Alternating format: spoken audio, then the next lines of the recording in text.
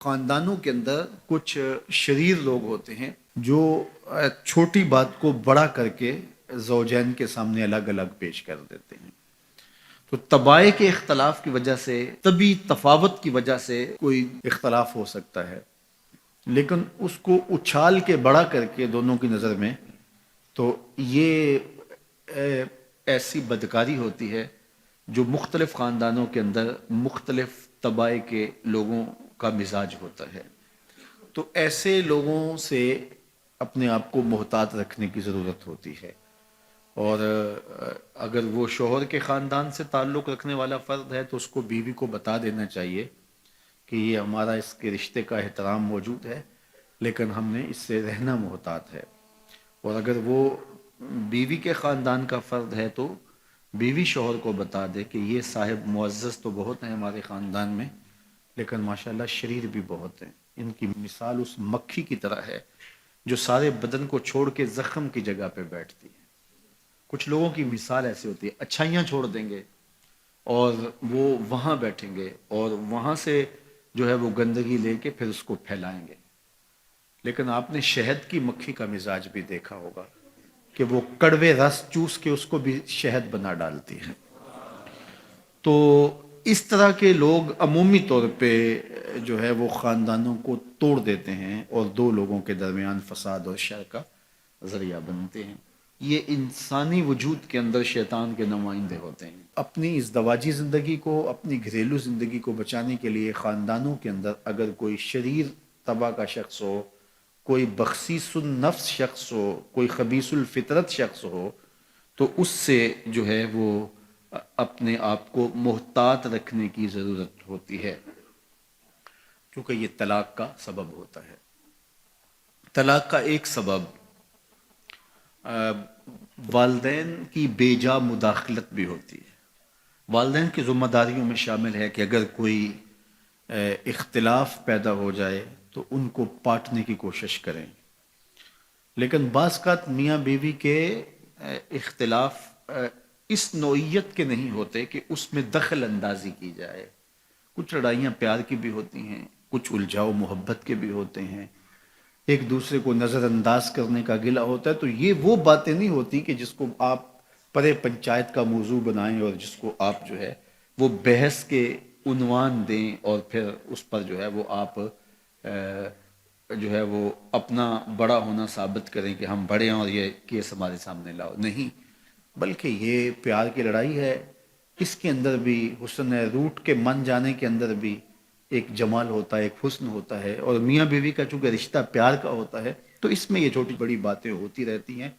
اور اس میں بیوی معمولی سا نظر انداز ہونا بھی گوارا نہیں کرتی. شوہر کی فضول تر ذمہ داریاں بعض اوقات اس کو غافل کر دیتی ہیں، تو بیوی اس کو گوارا نہیں کرتی کہ تم مجھ کو نظر انداز کر رہے ہو. چونکہ انسانی فطرت کے اندر تجدید محبت بھی ہے. اگرچہ بیوی کو یہ یقین ہوتا ہے کہ یہ مجھ سے محبت کرتا ہے، لیکن وہ اس کی زبان سے سننا چاہتی ہے، اس کے معمولی رویے کی تلخی بھی اس کو گوارا نہیں ہوتی.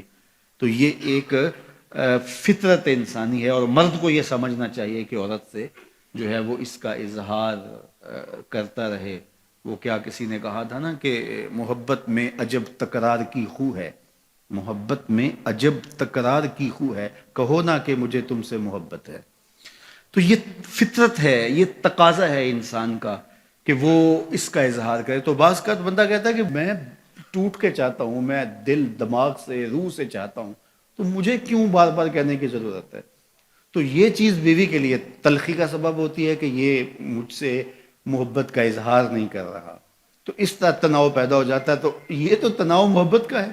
بیوی کو بھی 100% یقین ہے کہ یہ مجھ سے محبت کرتا ہے اور جو ہے وہ شوہر کو بھی. لیکن یہ اس طرح کے تناؤ کے اندر بعض خاندان کے بڑوں کو پنچ بننے کی بڑی خواہش ہوتی ہے، دھکے سے آگے بیٹھا، ہاں جی آپ کی صلح کروانے ہیں. میاں تم گھر رہو، یہ معاملہ ہمارا ہے اور یہ مابین زوجین ہے. اور جو مابین زوجین تنازع ہوں ان کو مابین زوجین ہی رہنا چاہیے، ان کو دو خاندانوں کے مابین نہیں آنا چاہیے. اور جب وہ مابین قبائل آتے ہیں تو وہ تماشا بن جاتا ہے، جبکہ وہ لڑائی جو ہے وہ ایک معمولی تھی اور وہ پیار کی لڑائی تھی، وہ کوئی ایسا اختلاف نہیں تھا. عمومی طور پہ ہمارے ہاں جو محبت کی شادیاں کہی جاتی ہیں وہ زیادہ تر ناکام ہوتی ہیں اور طلاق تک نوبت پہنچتی ہے۔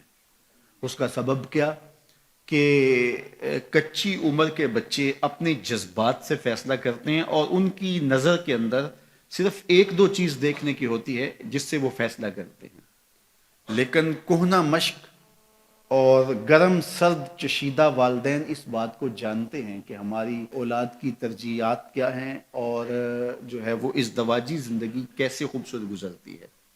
اس لیے وہ جو فیصلے کرتے ہیں وہ فیصلے جو ہے وہ بہت اچھے ہوتے ہیں۔ کبھی ایسا ہوتا ہے کہ اولادوں کو اللہ تعالیٰ فہم، فراست اور عقل و خرد کی فراوانیاں نصیب کر دیتا ہے اور والدین واقعتاً فہم اور سمجھ میں اس مقام پہ نہیں ہوتے، تو سعادت مند اولادیں اس وقت بھی اپنے والدین کو شامل کرتی ہیں اور ان کے فیصلے اچھے بھی ہوتے ہیں۔ لیکن عمومی طور پہ ہوتا ہے کہ چاہے وہ اسکول، کالج اور یونیورسٹی میں نہ بھی گئے ہوں والدین، لیکن ان کے تجربات عملاً جو ہیں وہ زیادہ ہوتے ہیں۔ اسی لیے فرمایا گیا سید عائشہ رضی اللہ تعالیٰ عنہ سے مروی روایت ہے، ایما امرأۃ نکحت بغیر اذن ولیہا فنکاحها باطل فنکاحها باطل فنکاحها باطل، 3 مرتبہ فرمایا جو خاتون اپنے ولی کی اجازت کے بغیر نکاح کرتی ہے اس کا نکاح باطل ہے، اس کا نکاح باطل ہے، اس کا نکاح باطل ہے۔ تو عمومی طور پہ وہ نکاح جو ہیں وہ ناکام ہو جاتے ہیں، اس لیے کہ وقتی جذبات سے وہ رشتے جڑتے ہیں اور وہ ایک خاص عمر تک وہ جذبات ہوتے ہیں، لیکن اس کے بعد وہ رشتے ٹوٹ جاتے ہیں۔ ماں باپ کو پوری ترجیحات اور پوری زندگی کے سارے نشیب و فراز کا علم ہوتا ہے اور وہ ساری چیزیں سوچ سمجھ کے کوئی چیز جو ہے وہ طے کرتے ہیں۔ اس میں بعض کا ایسا بھی ہوتا ہے کہ والدین بچوں کی ترجیحات دیکھے بغیر اپنی خواہش کو مقدم کر لیتے ہیں، تو یہ چیز بھی تناؤ کا سبب اور طلاق کی نوبت تک پہنچا دیتی ہے۔ یعنی بعض کا ماں باپ کو ضد ہوتی ہے کہ میں اپنے رشتہ داروں میں ہی اپنے بچے کا نکاح کرنا ہے اور وہ بیٹی جو ہے اس کا مزاج نہیں جڑ رہا ہوتا، تو یہ خواہش اچھی ہے، لیکن اگر ان کی زندگی تلخ ہوگی تو اپنی خواہش کو اولاد کے لیے قربان کرنا ہوگا۔ بہرحال جو بھی ذرائع ہیں طلاق کے، جو بھی اسباب ہیں، محرکات ہیں، نتیجہ اگر طلاق تک پہنچ جائے، مرد کو پھر بھی اس کی مردانگی روک رہی ہوتی ہے اور عورت بلا جھجک جب وہ جذبات میں آتی ہے تو وہ طلاق مانگنے میں دیر نہیں کرتی، اور بہت ساری طلاق جو جذباتی ماحول میں ہوتی ہیں اس میں قصور خاتون کا ہوتا ہے کہ وہ طلاق مانگتی ہے۔